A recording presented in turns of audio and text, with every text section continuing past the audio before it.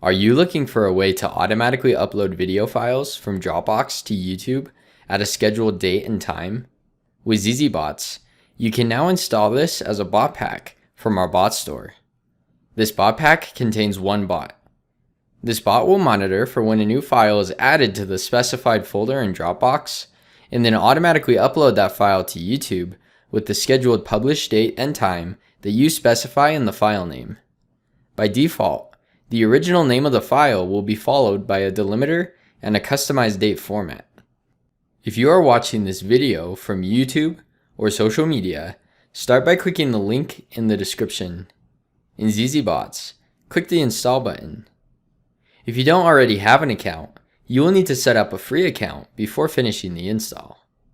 Then click next and follow the instructions to connect to your Dropbox account and to your YouTube account.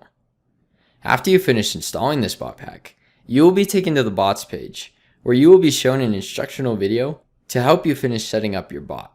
If you are looking for more ways to integrate your apps together or automate your business, be sure to hit that subscribe button and check out our other videos.